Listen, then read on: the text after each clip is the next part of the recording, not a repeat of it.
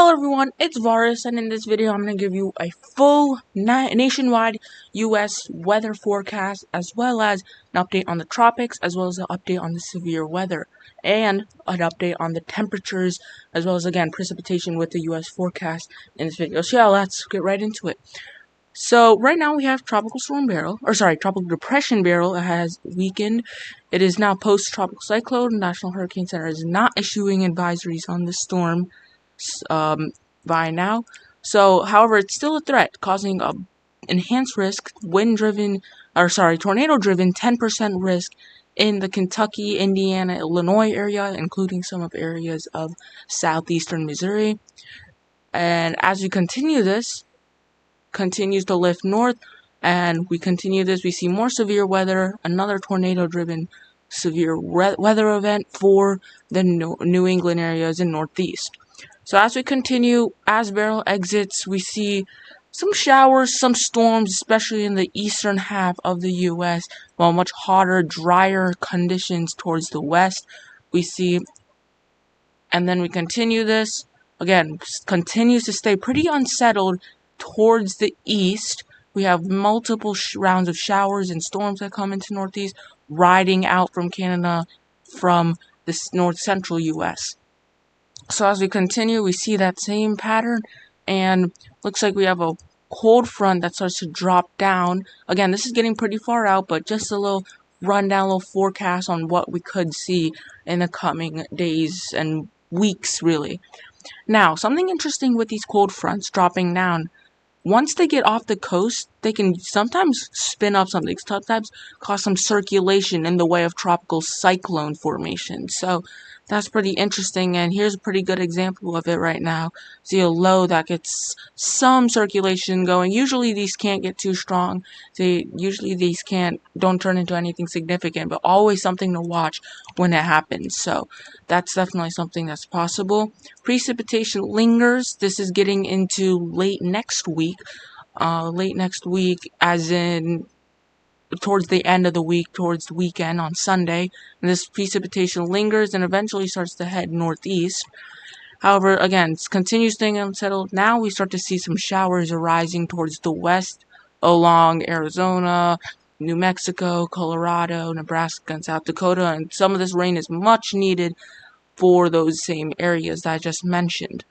And so when we take it to the end of the model run, continues to stay unsettled, but at the same time it stays pretty quiet, as we don't see any big cyclones coming up, we don't see any big storms. So yeah, overall looks pretty quiet.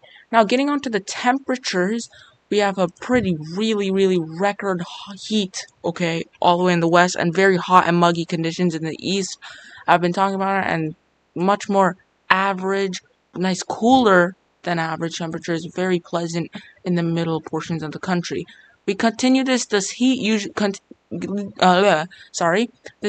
gets eroded by that cold as it travels east. However, this heat continues in the west, and as we continue it through, it stays in the west.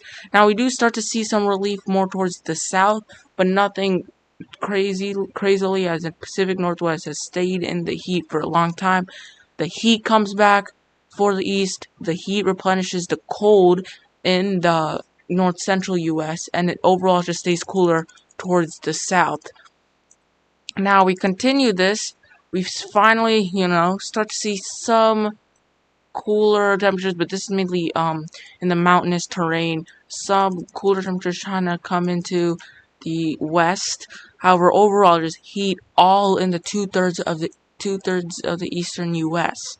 Now we continue this, we do get this nice cold shot from Canada, which helps to cool things down over here in the north central and getting into the middle of the U.S.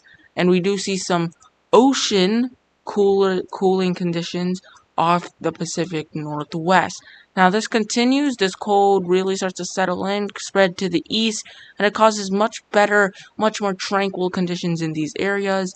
Some cooler conditions over here, but you see the same area has been hot, and it stays hot as we get closer towards the end of this model run. Now taking it even closer to the end, more heat again stays. Now the Pacific Northwest finally getting some more visually better relief, and as we take it to the end, we see heat in the east and cooler temperatures in the west.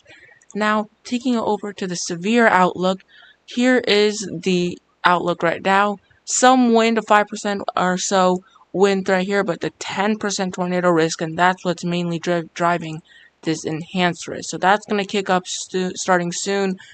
Here is the next one I would like to watch. Same thing, a slight risk up for 5% tornado risk and a 2% more closer in this marginal risk. As you can see right here, the tornado 2% is more lifted towards the north.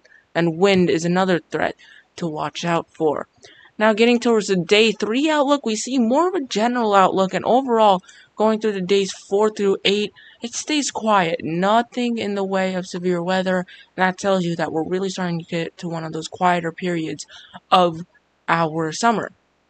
Now, lastly, taking it into the National Hurricane Center, we have Beryl right now, right here, continuing its trek north and east.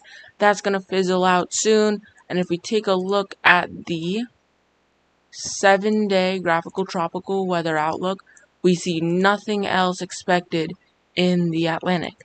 Now we can quickly take it to the Eastern Pacific, and same here, very quiet, nothing much here. Central Pacific, same thing. So overall, getting to much more of a little break in the hurricanes as well. So overall, a much more quieter period ahead of us. So stay tuned for more videos. Thanks for watching.